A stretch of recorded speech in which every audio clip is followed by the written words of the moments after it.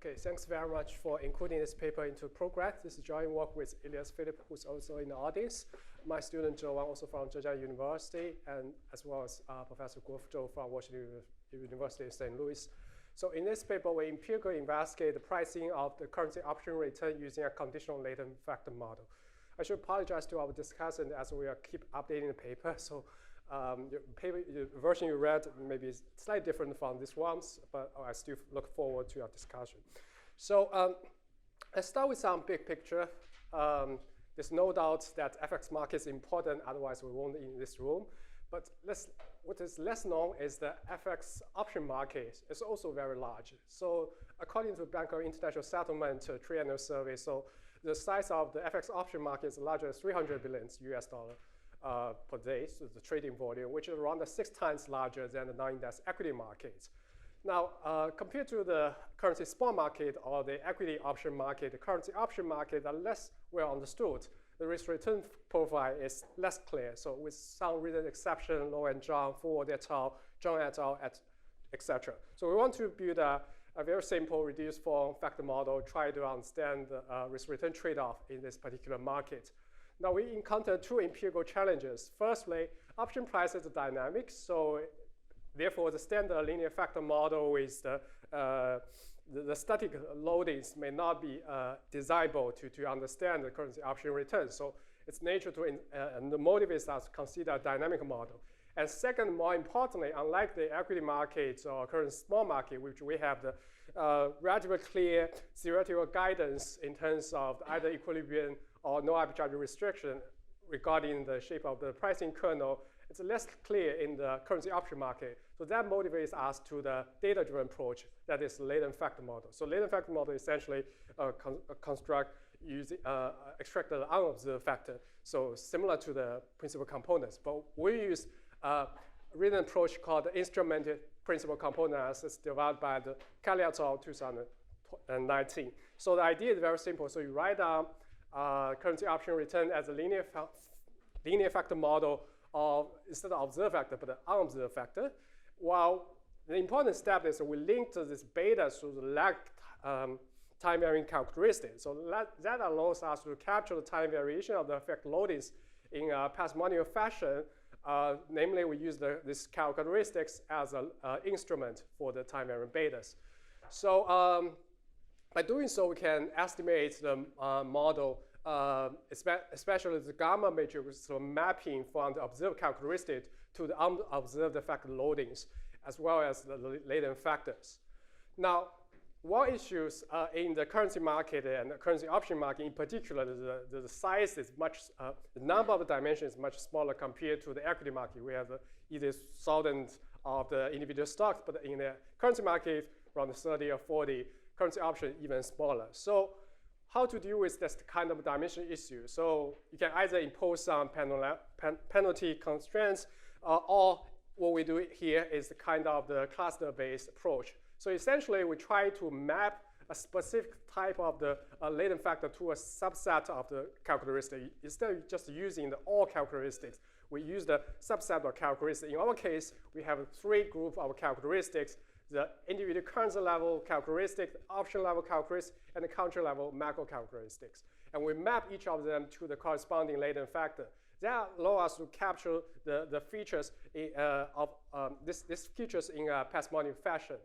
So the contributions of this paper is fourfold. So we propose a simple linear conditional latent factor model and try to price the cross-section of currency straddle returns and show it outperform a set of existing model in the literature, both in sample and out of sample. And we highlight that where the source of the improvement coming from is from 2 sources. The first one is the latent factor approach allows us to detecting one omitted factor in the literature, which is, we argue, the currency option market factor. The second one is that the time varying betas really matters. So if we just add time varying betas to a standard observed factor model, we see a substantial improvement. So that justifies where the superior pricing performance coming from. And in addition, so we want to explore the additional economic implication of the new model. We try to understand the asset pricing anomalies in the currency option market. there's no doubt that momentum is the most prominent anomaly.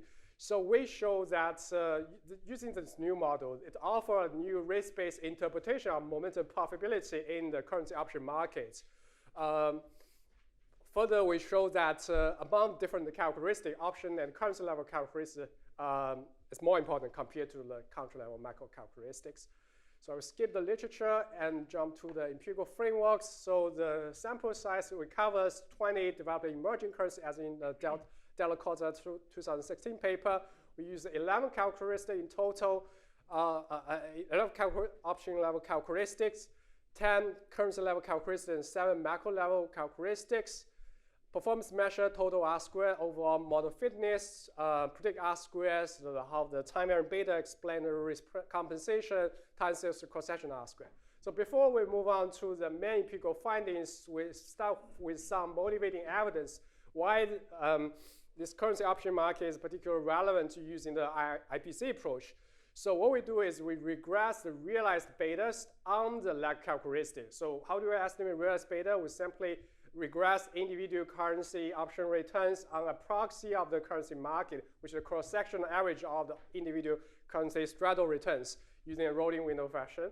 So the idea is that if IPCA approach indeed works, we should expect that the betas are time varying and the lag characteristics are informative about this time varying betas. That's exactly what we observed.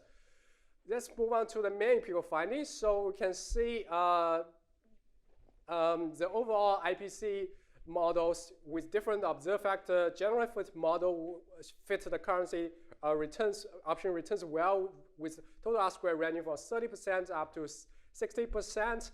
Predict R squared much lower can even be negative, because it's much difficult to solely rely on time varying beta to fit the risk premium. By setting the price of risk to be constant. Results generally hold true, although sample with slight decline. Then we can check how our new version of the cluster-based IPCA model performs. So we can see that it's also performed well, comparable to the original IPCA in the sample, but its benefits stand out in the outer sample period because of the parsimonious fashion. And it also allows us to further decompose it into the different groups. And we can see the option characteristics, currency characteristics are generally more important compared to macro characteristics. Now, one important feature is that the market factor standalone contributes around 30% of the total variation, which should be an important source of the risk. So in addition to individual currency option returns, we also want to understand the currency option anomaly. So what we do is we use all characteristics and do the same way as the Stanford Yuan type mispricing factor and construct the composite mispricing score and then from long-short portfolio. So you can see the red bar referring to the raw risk unadjusted return for the mispricing factor, and the blue bar referring to the risk-adjusted after controlling for all the IPC or CIPC. That we can see the substantial decline of the probability of mispricing factor, indicating the power of the model to explain the currency option mispricing. We do some house race with a set of existing models in the literature, including the currency market factor, equity market factor, hedge fund factor. We can see it generally perform poorly in explaining currency option return, which is not that surprising due to potential segmentation of the market. But interesting is if you look at the right-hand side of the panel, so once we're allowing for time varying beta, we see a substantial improvements of the model fitness. That indicates so the time varying beta features, the dynamic features, indeed matters. And this observed three-factor model in the literature by John et al., which is include the option implied volatility, option momentum, and the option illiquidity.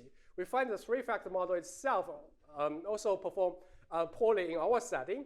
But once we add the market factor, the performance jumped from the 1% to up to 38%. Now, once we further allow for time varying beta, so the total R squared jumped to 52%, which is comparable to our IPCA model. So that also helps us to justify where are the source of the improvement coming from. So both the time varying beta as a missing market factor.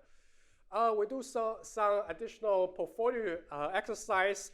So both using the exposed mean variance tendency portfolio as well as a long shot portfolio using the model fitted return and signal to form long shot strategy. We can see the IPCA model generate designable risk return trade-offs with Sharpe ratio running from 37 up to 1. And if we use the class-based IPCA model, it's also performed well. And by the decomposition, we can see the option characteristics stand out, followed by currency, while macro actually play less important role in the currency option market. What we do further is we will try to understand the incremental information and improvements using the latent factors. So what we do is we start with the observed three-factor model as a benchmark and add the latent factor one by one.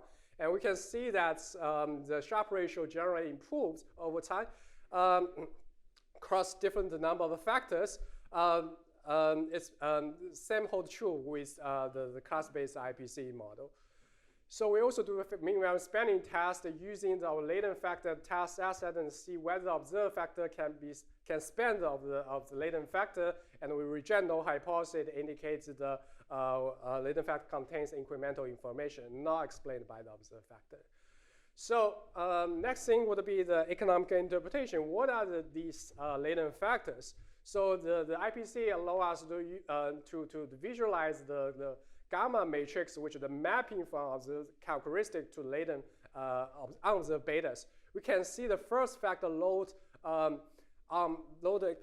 largely on the modified kurtosis, modified skewness, implied volatility, and the Hahn structure of implied volatility, which suggests that the first factor seems to be an option market factor. And the second factor loads on carry, momentum, volatility risk premium, so we can broadly interpret it as a currency market factor. And then finally, there's a third factor loads on the real exchange rate change, Taylor rule, turn structure, and the current account, so we interpret it as a macro factor. And then finally, the fourth factor loads on the constant, which is essentially a market factor. So that leads us to open the black box and labeling this latent factor to a group of characteristics.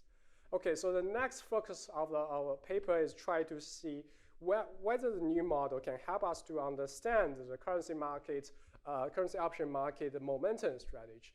So we start with the regression analysis, regress individual currency return with the momentum signal. So we can see the low momentum signal already predict future currency option return. Next, what we do is we decompose the currency option return into the ones that are captured by the IPCA or the IPCA model, that is which we interpret as the systematic risk compensation components, and finally a reduced residual component, and use each component to reconstruct the momentum.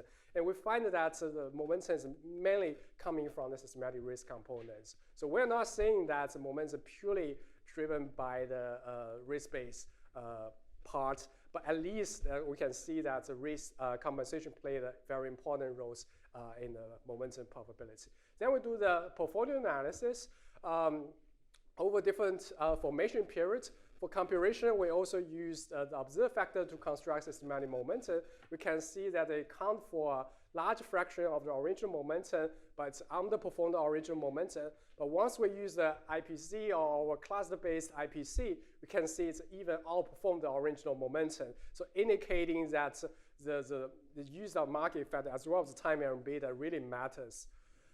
So to understand the source of momentum, we plot the time variation, the persistence of the momentum probability over time. So we can see that the dark line referring to our class-based IPC consistently outperformed the original momentum, and it's gradual decline, so without the fast decline, so indicating a potential risk-based interpretation rather than a very quick, let's say, the under-reaction or limited arbitrage.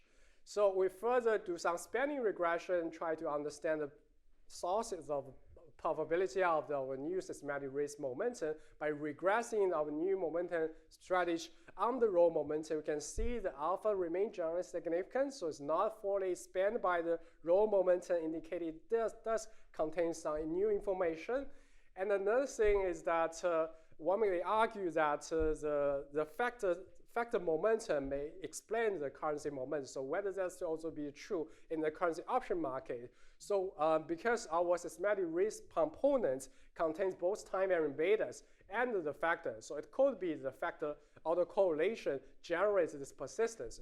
We control for the time series factor momentum and find that this alpha remains significant. So that seems to suggest that the probability of our new systematic risk moment is not entirely from the factor momentum, but instead really coming from the time variant beta as we aim to capture it. They will further decompose each component into different groups, and again we find the option and this currency momentum component generally outperform the macro, while the methods in different periods. Okay, so let me conclude. So in this paper, we propose a new conditional latent factor model and demonstrate it's perform well in pricing currency option returns, both in sample and out sample, and also perform a set of existing factor models in the literature. We demonstrate the unique economic implication of the new model to understand the probability of momentum strategy in currency option market and offer a new risk-based interpretation. So that's all my presentation. I look forward to the discussion. Thank you.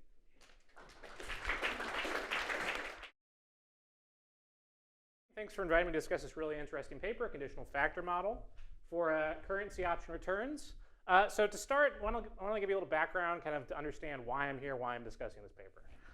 So admittedly, I don't do a lot of work in FX. I do, however, have one paper in FX, which is this macro-based factors for the cross-section of currency returns, which is essentially something very similar to what this paper is doing. It fits IPCA to currency returns, but in general, I'm much more of an ML guy. So this is why my job market paper was on using large language models.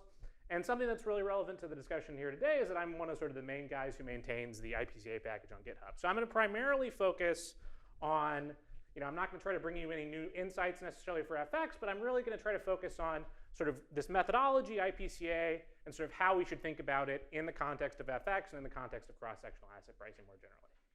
So let me kind of give you an outline of kind of how my talk is going to go. I'm going to kind of give you a admittedly somewhat opinionated discussion of sort of how I think we should be using IPCA in cross-sectional asset pricing. I'll talk a little bit about how this relates to ML more generally, and then I'll talk a little bit about how this fits in with the details in the paper here today. Okay, so to start, I want to kind of engage with this notion that there are really these two camps that have sort of started to emerge in cross-sectional asset pricing in the past decade or so. What I'm going to call first just the prediction is all there is camp, okay, that all we really care about is predicting returns, and the other is that there's more to life than prediction. Okay, so what's sort of the key defining factors of these two camps? Okay, well the first is really that fundamentally if there is some tradable SDF, okay, then really if we want to find it we should go out and try to find some way to maximize this Sharpe ratio.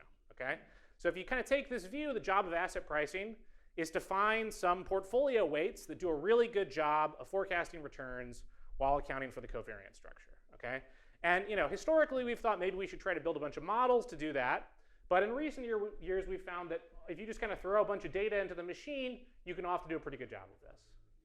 Now the other camp, which we'll call there's more to life than prediction, kind of takes a different approach. It thinks about asset prices really can correspond to different actual economic behavior. Okay, and we care about that behavior as well. Prices should fundamentally be tied to these other moments. And at the end of the day, we really do want to understand this F, these portfolio weights that we're forming. Okay, now I think we can ask what is the purpose of understanding, but fundamentally this camp thinks that we need to do more than just prediction. We need to sort of have models that are interpretable. We need some way to actually understanding what our methods are doing. Okay, so how does this fit into IPCA? IPCA I kind of think about as being a bridge between these two camps. Okay, IPCA isn't fully ML, right? F is still a pretty constrained function. It still sort of maps to the classic way we think about asset pricing, but it does kind of have this ML flavor that I'll talk about, and I think we should really think about it in that context. Okay, so what is the optimization problem that IPCA solves? So I've written it down here up on the board.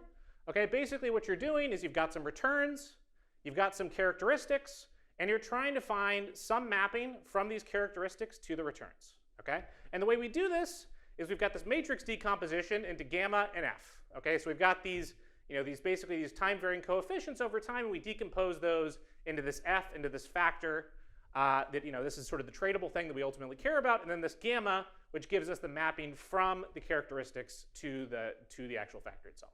Okay, So how do we estimate IPCA? It's actually pretty simple. There's some clever stuff we do in the package, but for currency, for currencies and currency option returns, where the dimension of your set of assets is pretty low, this is something you could code up in Python tomorrow pretty easily. Basically, you just iterate between solving for f, right? So I go out and I find my f.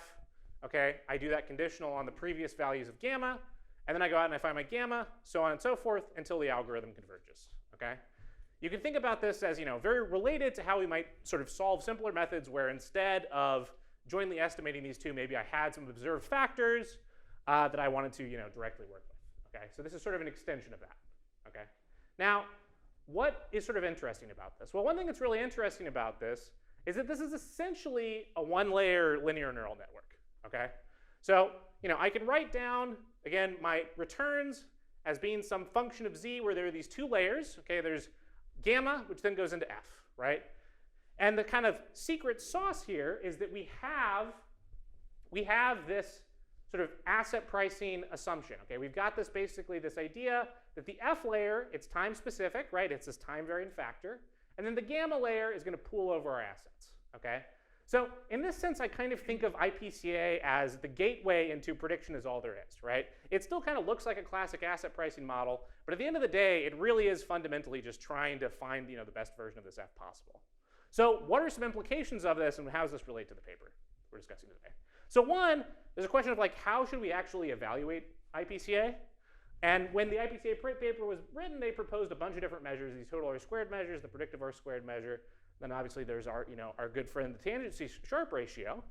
How in general do I think we should be using these measures? So I'll say basically the in-sample total R-squared is not super informative. In general, when you're fitting these really rich ML methods, things like an in-sample R-squared are not going to be very informative. Similarly, the predictive R-squared generally doesn't capture something very practical. So I really think that when I look at an IPCA paper, all I care about is the out-of-sample tangency Sharpe ratio. Okay, and so these are there is a meaningful improvement here, right? So this is admittedly from an old version of the results, but you do see that adding the IPCA factor to sort of these observed factors does improve performance here. Okay, so there is some value add here, and I think this is great. I think this is very much a point in the paper's favor. One thing I do want to discuss though is this notion of trying to interpret these factors. Okay, right? So the authors claim each of these latent factors has a distinct economic interpretation. Okay, so they do that because you can look at these plots, you can look at sort of the loadings, the gamma, and you can sort of claim, well, look, there's some factors here, there's some characteristics here that are very closely related to each of these factors. So I think this is basically, an X factor, okay? So what's the problem with that?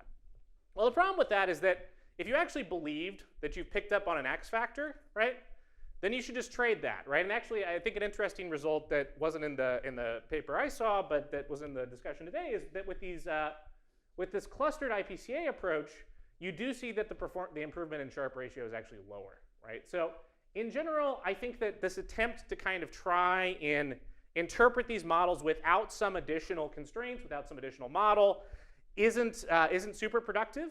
One exercise I do want to highlight, though, that the authors have in the paper that didn't really come up in the talk is this exercise that kind of gets into this. So they do spend some time where they basically go in and they look at, if I were to throw in not just currency option returns, but also currency returns, to what extent does that change performance? If I were to train a joint model here, how does that, how do things play out there? I think this can speak to, notions of incomplete markets. I think this is an interesting exercise that I kind of want to highlight, and I think the authors can maybe do a little bit more with. And then finally, I want to talk about sort of the option momentum. Okay, so I think something that's important to keep in mind when you're building a momentum strategy off of these IPCA factors. Okay, is that to some extent what you're doing is you're sort of introducing, you're kind of introducing some degree of volatility timing, right? You've basically, you've taken this nice average of the characteristics, and in this way, you're potentially sort of smoothing out volatility. So I'd be interested to see, and you can sort of see, like what I'm plotting. This is a plot from the author's paper. You can see sort of the raw momentum strategy and then their systematic version, right? And you can sort of, if you eyeball this, it seems like there might be some degree of volatility timing going on there. So I'd like to see some, essentially some comparison to like alternative ways of forming these momentum portfolios. The factor momentum stuff I think is a good step in that direction, but I maybe like to see more on that. So that's what I have. Yeah, thank you for your time. Okay, thanks, Leland, for excellent discussion. So overall, so all points are well taken. So yes, I think we could also explore more in terms of economic interpretation and the integration of this market, as well as whether it's the probability, the source of probability of the new strategies related to the volatility timing, which would be very interesting point to export. Otherwise, yes, all points are well taken. Thank you.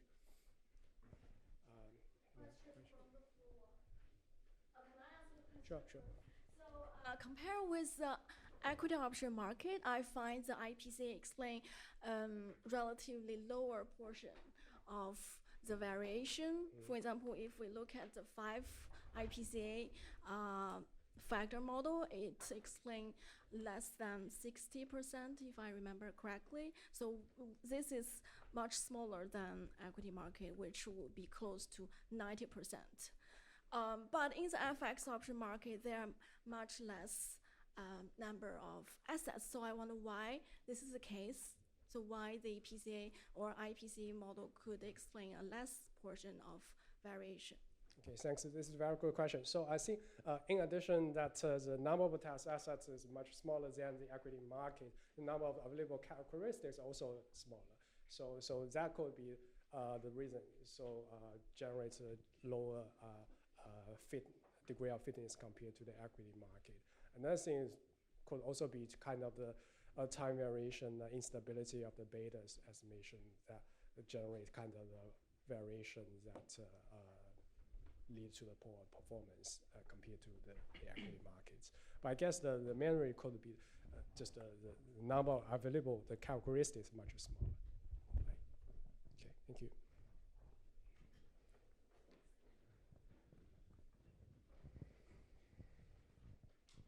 Thanks. I didn't quite understand your second slide in which you said that in currency markets there are less no arbitrage restrictions or there's less equilibrium restrictions. So in fact, there should be even more because you have no arbitrage on each country and then also on the joint distribution of the SDFs. So have you checked whether your IPCA SDF actually satisfies all of these restrictions? Thanks.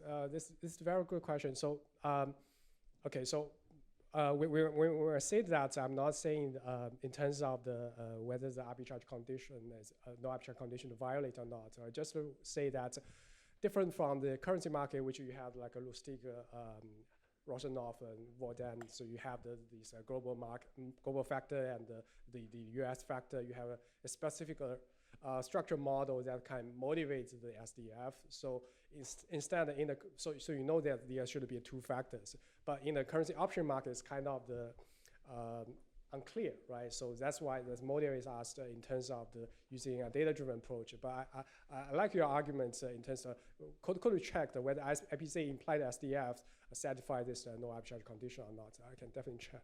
Thank you. You may use a box. You have some mic box. I can speak otherwise.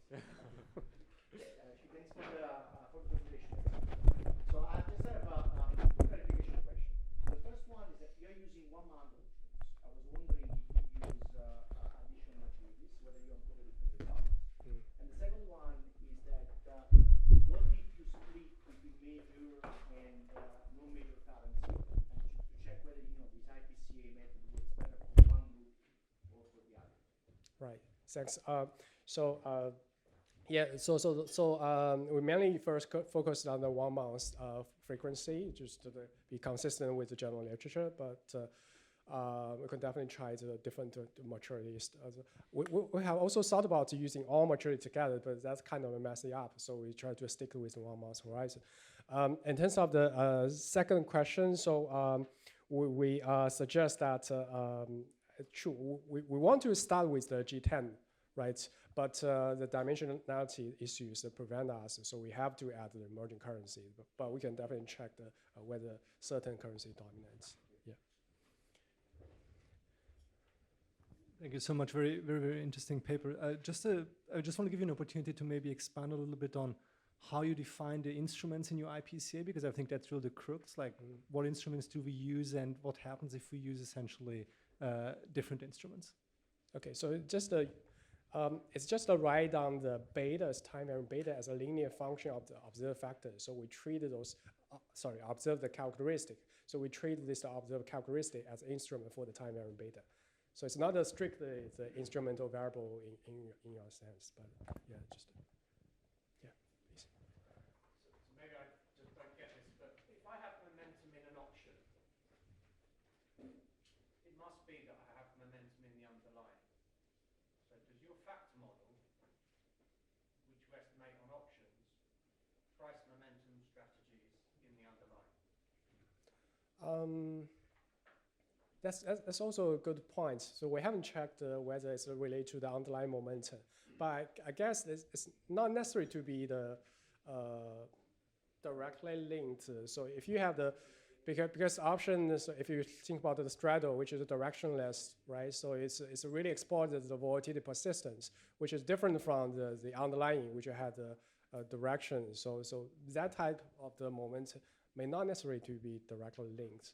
But I can think more about that. Thanks for the question. If it shows up in the risk premium okay. on the trading strategy in the underlying, that's showing up in some kind of momentum in volatility itself. So I don't think it's possible to write down a model in which you have a derivative contract that has momentum and an underlying which doesn't have any momentum trade in it. Okay, so yeah, okay, I can check. I mean, Thanks. it sounds to me like the more fundamental thing okay. to do is explain momentum in the underlying than the derivative market itself. Okay.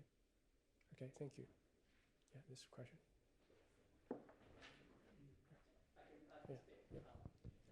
So 2 quick questions. So the first one is your returns on the left-hand side, they're not delta neutral, right? It's straddle. Sorry? It's a straddle. Okay, okay, that's fine. And the second one is, how do you pick the number of factors? The number of factors, so that's a very good point. So initially we want to use the statistical test, so as using the Kali paper. So because the number of the cross-section is too small, so that by using even just one factor, so that becomes insignificant, which means that it's not a very informative approach. So what we do is we based on the predicted R square, so which one is the highest. So that leads us to choose the number of factor. But thanks. Yeah. Okay, thank you very much. Okay, thank you.